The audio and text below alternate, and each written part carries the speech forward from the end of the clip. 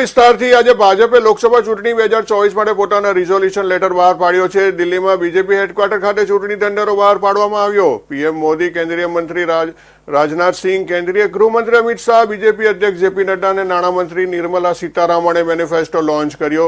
ગરીબો, યુવાનો, ખેડૂતોને અડધી વસ્તીને પ્રોત્સાહિત કરવા માટે ઘણું બધું હશે। ભાજપે તેના મેનિફેસ્ટોનું નામ સંકલ્પ પત્ર રાખ્યું છે, જેની થીમ 2047 સુધીમાં વિકસિત ભારત બનાવવાની મોદીની ગેરંટી પર આધારિત છે।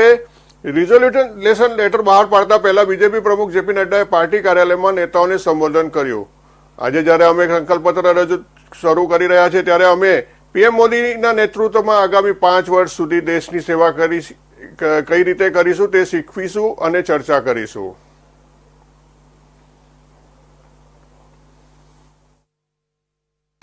हमारा वैचारिक अधिष्ठान क्लियर मैंडेट के क्लियर रिजल्ट्स होते हैं और क्लियर मैंडेट आपने दिया, उसका क्लियर नतीजा निकला और वह नतीजा ये है, हमने 1951-52 में कहा एक देश में 2 निशान, 2 विधान, 2 प्रधान नहीं चलेंगे।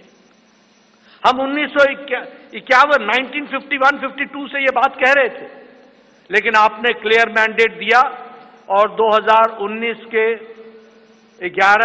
6 अगस्त को धारा 370 को एब्रोगेट कर दिया गया, धाराशाही कर दिया गया।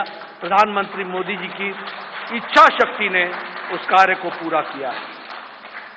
मुझे याद है कि पालमपुर का प्रस्ताव पारित हुआ था कि हम राम मंदिर बनाने के रास्ते को प्रशस्त करेंगे।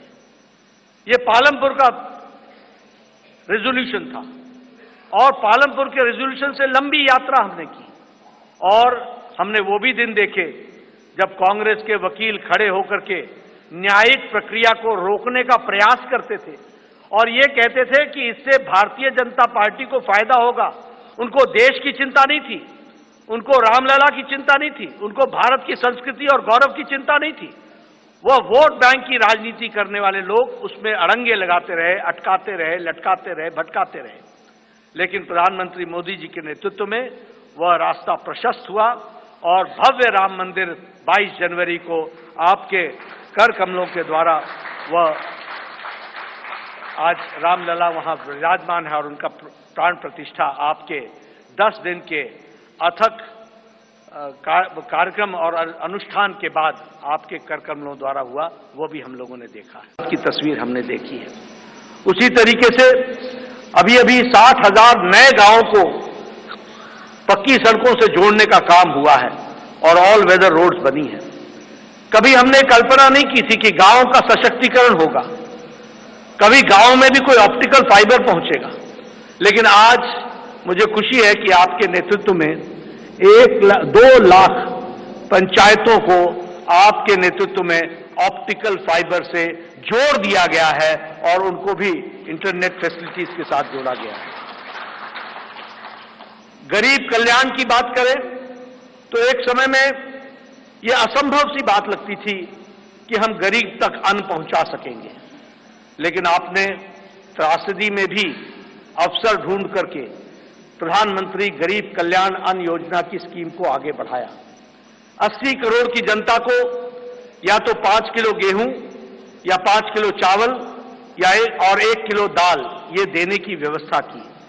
आज उसके कारण हम ये कह सकते हैं कि लगभग 25 करोड़ लोग, भारत की आबादी आज गरीबी की रेखा से ऊपर उठ करके अबव पॉवर्टी लाइन में आ गई, बिलो पॉवर्टी लाइन से निकल गई।